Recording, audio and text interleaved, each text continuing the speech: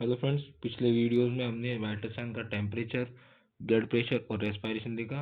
अब हमारा इसका लास्ट टॉपिक बचा है पल्स, जो कि इसका एक मोस्ट इम्पोर्टेंट टॉपिक है। ये भी इसकी डेफिनेशन देखते हैं। सबसे पहले, pulse is the wave of expansion. Pulse एक वेव है, एक तरंग है एक्सपांशन की। एक्सपांशन मीन्स जैसे कोई हार्ट बीट हुई, हार्ट बीट अकर होती है तो एक वेव बन गई। फिर दूसरी हार्ट बीट अकर होने के बीच में जो गैप बचता है उसे हम रिकॉइल कहते हैं, और इसे हम एक्सपांशन कहते हैं। एक हार्ट बीट दूसरी हार्ट बीट, उसके बीच में जो गैप है उसे हम रिकॉइल कहते हैं। तो एक्सपांशन इसे कहते हैं और रिकॉइल इसे कहते हैं। तो pulse is the wave of expansion and recoil in an artery. किसी आर्टरी में एक्सपांशन और रिकॉइल होना। इन रेस्पॉन्स, रेस्पॉन्स में किसी के, to the pumping action of heart.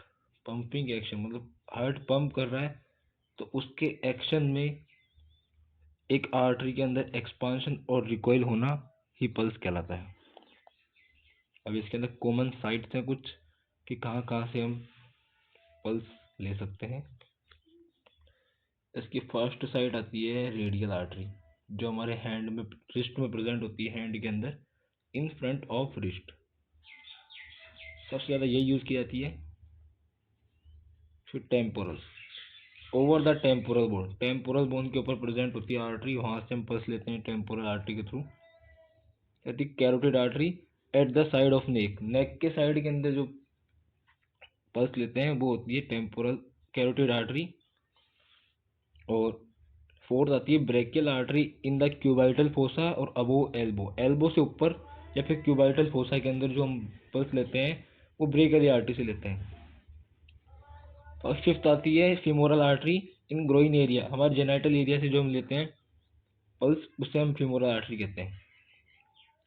आती है डॉर्सलिस नहीं, पोप्लिटेल आर्टरी, बैक ऑफ नी या फिर पोप्लिटेल फोसा, हमारे जो नी जॉइंट है उसके जस्ट पीछे की साइड जो फोसा प्रेजेंट है वहाँ से लेते हैं तो पोप्लिटेल आर्टरी से लेते हैं। और dorsalis artery front of the foot, मतलब फुट के फ्रंट में या फिर जहाँ पे हम शूलेस बांधते हैं वहाँ से लेते हैं तो डॉर्सलिस आर्टरी से लेते हैं। एट्थ आती है posterior tibial artery behind the medial malleolus, हमारे जो पैरों के अंदर जो वो एंकल प्रेजेंट होते हैं वहाँ पे प्रेजेंट होती है। एपाइकल पल्स, एपाइकल पल्स जो हम हार्ट के थ्रू लेते हैं वो पल्स एपाइकल होती है, और ये इन्फेंट के अंदर लेते हैं हम, इन्फेंट के अंदर एपाइकल से ली जाती है pulse.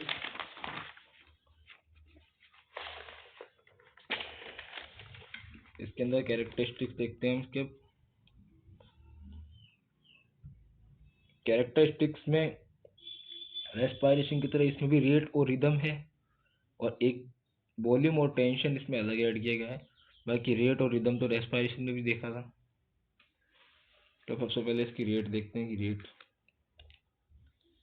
Rate is the number of pulse in a minute, वही सेम है जैसे रेस्पिरेशन था कि number of number of breath per minute, वैसे ही इसके अंदर number of pulse in a minute. The normal rate in resting adult is 60 to 100 beat या पल्स पर मिनट। अगर 60 to 100 हमारी नॉर्मल पल्स होती है, the a pulse rate over 100 pulse per minute is called tachycardia. ये term है हमारी दो, tachycardia और ब्रेडिकार्डिया। अगर 100 से ऊपर हुई तो टेकिकार्डिया कंडीशन हो जाएगी, और 60 से नीचे हुई तो ब्रेडिकार्डिया हो जाएगी। अब फैक्टर अफेक्टिंग पल्स रेट, कि पल्स रेट को कौन से फैक्टर अफेक्ट करते हैं। सबसे पहले वही रेस्पिरेशन की तरह एज अफेक्ट करता है। विद द इंक्रीजिंग एज, जैसे जैसे एज बढ़ेगी pulse rate decrease, pulse rate decrease होती रहेगी। जैसे न्यू बॉर्न के अंदर होती है 140 to 160, चिल्ड्रन के अंदर होती है 100 to 120, और एडल्ट के अंदर होती है 70 to 100, ओल्ड एज में होती है 60 to 70 रहती है। सेकंड आता है जेंडर आफ्टर प्यूबर्टी, प्यूबर्टी के बाद में male person have low pulse rate then female, male person के अंदर लो पल्स रेट होती है फीमेल के कंपैरिजन में। ये एक जेंडर फैक्टर है।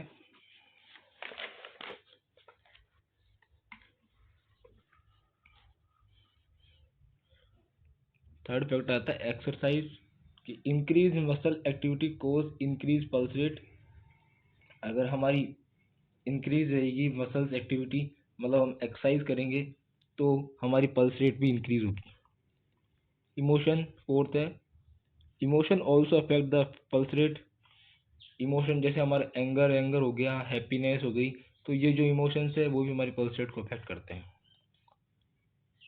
Disease condition Altered pulse rate, जब भी हमारी कोई बीमारी आएगी तो पल्स रेट भी हमारी डिक्रीज या इंक्रीज हुई भी मिलेगी। Body temperature also increase the pulse rate. Body temperature जैसे इंक्रीज होगा हमारी बॉडी का, तो पल्स रेट भी हमारी बॉडी की इंक्रीज होगी। सेवंथ आता है pain. Pain also increase the pulse rate, जैसे जैसे हमारा पेन होगा तो इंक्रीज होगी पल्स रेट हमारी। Cold application reduce the pulse rate. कोई भी कोल्ड एप्लीकेशन करते हैं, जैसे हम बुखार के अंदर या फीवर के अंदर हम जो भी वेट क्लॉथ्स अप्लाई करते हैं, तो उसमें भी हमारी पल्स रेट रिड्यूस होती है। अब सेकंड कैरेक्टरिस्टिक्स आता है रिदम। रेट कंप्लीट हो चुका है, अब सेकंड आता है रिदम। रिदम यानी it is the pace of heart with which it contract, मतलब एक ये हार्ट की एक रिदम है कॉन्ट्रैक्ट करने की, कि रेगुलरिटी बनी रहे, ताकि मैंने यहाँ पे शॉर्ट में भी लिख रखा है, यहाँ पे आपको दिख रहा नहीं होगा जैसे, रेगुलरिटी ऑफ द बीट्स, मतलब रेगुलरिटी बनी रहे बीट्स के अंदर, वही रिदम होती है। If the heart contract with same pace, अगर हार्ट कॉन्ट्रैक्ट करता है सेम लय के अंदर, मतलब एक सेम पेस के अंदर, एक रिदम के अंदर, of interval is called normal rhythm, normal rhythm होगा। अगर वेरिएशन रहेगा इन द इंटरवल, डिसरिदमिया कंडीशन कही जाती है, उसको कहते हैं। मतलब कि नॉर्मल रिदम में रेगुलरिटी बनी रहेगी तो नॉर्मल रिदम रहेगी उसकी पल्स की, और वेरिएशन आएगा तो हम एक कंडीशन बोलते हैं डिसरिदमिया, वो कंडीशन अप्लाई हो जाएगी। अब थर्ड आता है volume. Volume is refers to fullness of artery. Volume का मतलब होता है फुलनेस ऑफ आर्टरी, आर्टरी का फुलनेस हो जाना, मतलब फिल हो जाना। It is a force of blood felt on each beat. Volume depends upon the amount of blood in arteries.